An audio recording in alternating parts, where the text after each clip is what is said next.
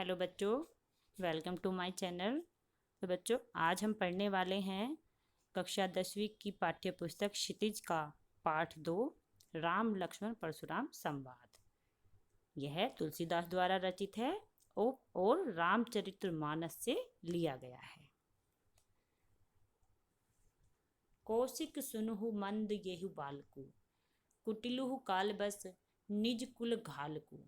कौशिक विश्वामित्र, सुनहु सुनो, मंद मंद बुद्धि, येहु यह, बालकु बालक, कुटिलु यानी कि कुटिल, काल बस काल के वश, निज अपने, कुल वंश, घालकु घातक।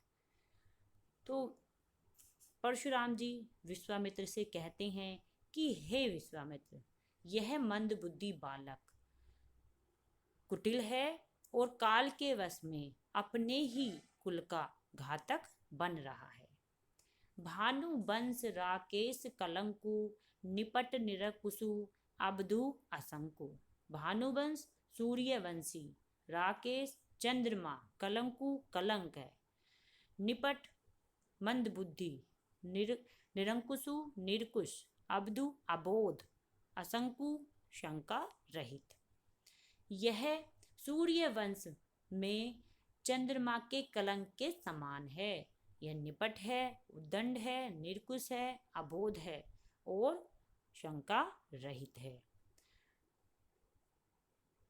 काल कवलु होई छन माही, कहो पुकारी घोरी मोहि नाही। ये काल के वश में अर्थात यह क्षण में ही काल का ग्रास बन जाएगा। मैं पुकार कर कहे देता हूँ, फिर कोई मुझे दोष मत देना। तुम हु हट कहू जो चहु उबारा, कही प्रतापु बल रोष हमारा।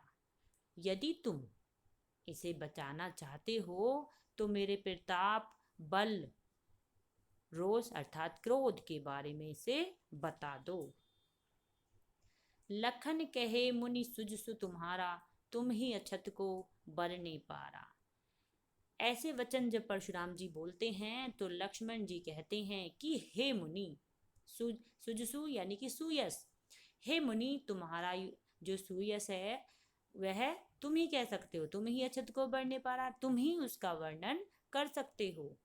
अपने मुंह तुम अपनी करनी, बार अनेक भांति बहुबरनी। अपने मन मुंह से आपने अपनी बड़ाई कई बार की है, अनेक बार की है और भांति यानी कि अनेक प्रकार से की है। नहीं संतोषु तो पुनि कुछ कहू, नहीं यदि संतोष नहीं है अभी भी, पुनि यानी कि पुनः कह दीजिए कुछ। जनी रिस रोक दुसहु दुख सहू, अपने क्रोध को रोककर इस पीड़ा को मत सहिए। वीर व्रती तुम धीर अछोभा, गारी देत न पावहु शोभा। अब आगे लक्ष्मण जी कहते हैं कि तुम तो वीरता का व्रत धारण करने वाले हो, धैर्यवान हो, क्षोभ रहित हो, गारी यानी कि गाली देते देते तुम शोभा नहीं देते, गाली देना तुम्हें शोभा नहीं देता। आगे लक्ष्मण जी कहते हैं सूर समर करनी करही, कही न जनावही आपू। विद्यमान रन पाए रिपु, कायर कथि प्रतापु। तो लक्ष्मण जी कहते हैं कि जो सूर्य वीर होते हैं, जो वीर पुरुष होते हैं, वे अपनी कथनी नहीं कहते, वे अपनी बड़ाई करके अपने आप को नहीं जताते, बल्कि शूरवीर तो युद्ध में वीरता का प्रदर्शन करते हैं। विद्यमान उपस्थित, रण रण में, पाए पाकर, रिपु शत्रु को, कायर कथि प्रताप कहते हैं अपने प्रताप के बारे में। तो वो कहते हैं कि रण में शत्रु को उपस्थित देखकर तो कायर ही अपनी डींगे हाँका करते हैं, अर्थात अपनी बड़ाई करते हैं। दूसरा है बच्चों, तुम तो कालु हाँक जनु लावा, बार बार मोहि लागी बुलावा। तो यहाँ पर फिर आगे लक्ष्मण जी कहते हैं कि हे मुनि, ऐसा लगता है कि जैसे तुम काल को हाँक अर्थात आवाज लगाकर बार बार मेरे लिए बुला रहे हो। बार बार मोहि लागी बुलावा यानी कि बार बार मेरे लिए ही बुला रहे हो। सुनत लखन के बचन कठोरा, परसु सुधारई धरेउ घर घोरा, धरेउ कर घोरा। लक्ष्मण जी के इतने कठोर वचन सुनकर परशुराम जी अपने फरसे को सुधार कर रख लेते हैं। तुम तो काल हाँक जल लावा में बच्चों, यहाँ पर हमारा उत्प्रेक्षा अलंकार आया है, क्योंकि इसमें जनु है और जहाँ पर हमें संभावना व्यक्त करते हैं वहाँ पर हमारा उत्प्रेक्षा अलंकार आया है। दूसरा आया है बार बार, बार बार आया है, बार बार वही लागी बुलावा, इसमें हमारा पुनरुक्ति प्रकाश अलंकार आया है। अब आता है अब जनि देई दोष मोहि लोगु, कटुबादी बालकु बध जो हो। परशुराम जी बहुत ज्यादा क्रोधित हो जाते हैं और कहते हैं कि अब लोग मुझे दोष मत देना। यह कटुवादी यानी कि कटु वचन बोलने वाला बालक वध के ही योग्य है। बध जोगु अर्थात वध के ही योग्य है। बाल बिलो की बहुत में बाचा, अब यह उमर निहार भा साचा। बाल बिलो यानी कि बालक समझकर मैंने बार बार इसको बचाया है, बार बार इसको छोड़ा है, अब यह मरने के लिए ही आ गया है। कौशिक कहा क्षमई अपराधु, बाल दोष गुण गण ही न साधु। कौशिक विश्वामित्र कहते हैं कि क्षमा करें, अपराध को क्षमा करें। बालकों के दोष, बाल यानी कि बालक के दोष, गुण गुण, गण ही यानी कि गिनते हैं, नहीं साधु। बालकों के गुण दोष साधु लोग नहीं गिनते। खर कुठार में अकुरन को ही, वो कह रहे हैं कि जो मेरी ये जो तीखी धार वाली कुठार है और मैं दया रहित हूँ और क्रोधी स्वभाव वाला हूँ, और आगे अपराधी गुरुद्रोही, और मेरे आगे यह अपराधी और गुरुद्रोही उत्तर देत छोड़ो बिन मारे, उत्तर दे रहा है और मैं बिना मारे छोड़ रहा हूँ। केवल कौशिक सील तुम्हारे, हे विश्वामित्र, केवल तुम्हारे प्रेम के कारण ही मैं इस उद्दंड, इस मूर्ख और इस निडर जो बालक है इसे बिना मारे छोड़ रहा हूँ। न तय यही काटी कुठार कठोरे, गुरही उरिन होते श्रम थोरे। नहीं तो इस कुठार से इसे काट कर अभी गुरु के ऋण से मैं मुक्त हो जाता, थोड़े ही श्रम में मैं गुरु के ऋण से मुक्त हो जाता। जब ऐसी बातें परशुराम जी कहते हैं लक्ष्मण के बारे में, तो बच्चों विश्वामित्र जी मन ही मन मुस्कुराने लगते हैं, अपने हृदय में ही मुस्कुराने लगते हैं और अपने मन में ही वे कहते हैं, गादी सूने कह हृदय हसी मुनि ही हरियरे सूझ, ए मैं खांड न उख में उजहू न बूझ बूझ। विश्वामित्र मन में अपने हृदय में कहते हैं कि मुनि को तो सब जगह हरा ही हरा सूझ रहा है, अर्थात वे तो श्री राम और लक्ष्मण को भी साधारण मानव ही समझ रहे हैं और राजाओं की तरह ही समझ रही हैं। जैसे उन्होंने और राजाओं को बड़ी आसानी से मार दिया, वे इन्हें भी इसी तरह से समझ रही हैं। लेकिन ऐमे खांड, यह तो ऐमे का मतलब होता है बच्चों लोहा, यह तो लोहे की बनी हुई खांड की है, अर्थात लोहे की जो खांड होती है उससे बनी हुई तलवार है, फौलाद की तलवार है। उख में गन्ने की खांड से बनी हुई तलवार नहीं है कि मुंह में रखते ही पिघल जाएगी।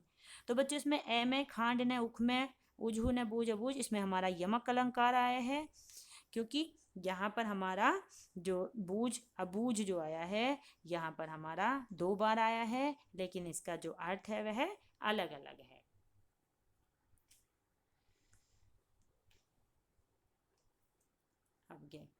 आगे आता है कहे लखन मुनि सील तुम्हारा, को नहीं जान विदित संसारा।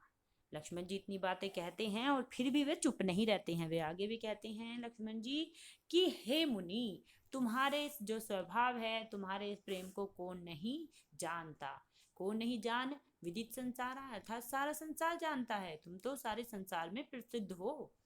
माता पितई उरिन भईनी के, गुर ऋणु रहा सोच बड़ जी के, कि माता पिता के ऋण से तो तुम मुक्त हो चुके हो, गुरु का ऋण बचा हुआ है और उसे सोच सोच के बहुत ज्यादा व्यथित हो रहे हो। जो गुरु का ऋण रह गया है और उसे बहुत अपने मन पे लिया रख हुआ है तुमने कि गुरु का ऋण है अभी।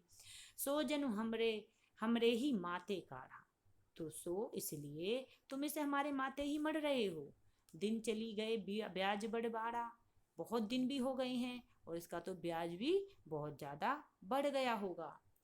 अब आनिए व्यवहारिया बोली, तुरंत देऊं मैं थैली खोली। अब किसी हिसाब किताब करने वाले को बुलवा लो, मैं तुरंत थैली खोल देता हूँ और तुम्हारा जो ऋण है उसे मैं उतार देता हूँ। थैली खोल दूंगा और तुम्हारे ऋण को मैं उतार दूंगा। सुनी कटु बचन कुठार सुधारा, हाय हाय सब सभा पुकारा। जब इतने कटु वचन लक्ष्मण जी के सुनते हैं परशुराम जी, तो वो बहुत ज्यादा क्रोधित हो जाते हैं और बहुत आग बबूला हो जाते हैं, और जो उनकी कुठार थी अर्थात जो उनका फरसा था उसे सुधार कर सही तरीके से हाथ में ले लेते हैं। और परशुराम जी का ऐसा रूप देखकर सारी जो सभा थी सारी डर जाती है और हाय हाय करके पुकारने लगती है। भृगुबर परसु देखावहु मोही, विपिन विचारी बचो नृपदोही। फिर भी लक्ष्मण जी डरते नहीं हैं और फिर भी उनसे कहते हैं कि ये भृगुबर अर्थात जो परशुराम जी हैं, आप बार बार मुझे अपने फरसे को दिखा रहे हो और मुझे इससे डराना चाहते हो। मुझे अच्छे से मुझे पता है कि तुम जो राजा होते हैं उन नृपद्रोही अर्थात राजा द्रोही शत्रु हो, तुम राजाओं के शत्रु हो। मिले न कबू सुबट रन गाढ़े, द्विज देवता घर ही के बाढ़े। तुम्हें कभी भी वीर पुरुष नहीं मिले हैं, तुम्हारे सामने कभी भी कोई वीर पुरुष नहीं आया है। हे ब्राह्मण देवता, द्विज देवता ब्राह्मण देवता, घर ही यानी कि घर के ही बाढ़े बड़े हो। तुम तो घर के ही बड़े हो क्योंकि तुमने किसी बाहर वाले से कभी वीर पुरुष से कभी लड़ाई करी ही नहीं। अनुचित कही सब लोग पुकारे, रघुपति सह नहीं लखनऊ ने वारे। जब लक्ष्मण जी ऐसे वचन बोलते हैं तो जो सभा के लोग हैं वो सारे डर जाते हैं और कहने लगते हैं कि लक्ष्मण जी वे अनुचित कह रहे हैं, जो वे सब लक्ष्मण जी बोल रहे हैं वह उचित नहीं है। ऐसा कहकर सभा के सारे लोग पुकारने लगते हैं। तब परशुराम जी के क्रोध को देखकर रामचंद्र जी लक्ष्मण को रघुपति सह नहीं लखनऊ ने वारे, लक्ष्मण जी को इशारा करते हैं चुप रहने का। लखन उतर आहुति सरिस, भृगुबर कोप कृसानु, बढ़त देख जल संवचन, बोले रघुकुल भानु।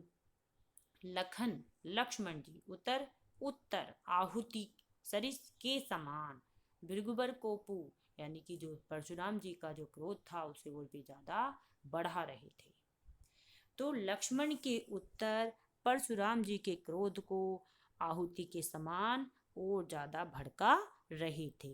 तो बच्चों यहाँ पर जो हमारा आया है सरिस यानी कि के समान, उपमा अलंकार है यहाँ पर हमारा। बढ़त देख कि जल संवचन, बोले रघुकुल भान, और उनके गुस्से को बढ़ता हुआ देखकर जो श्री रामचंद्र जी थे उनके वचन जल के समान शीतल लगे और उन्होंने परशुराम जी के क्रोध को शांत कर दिया।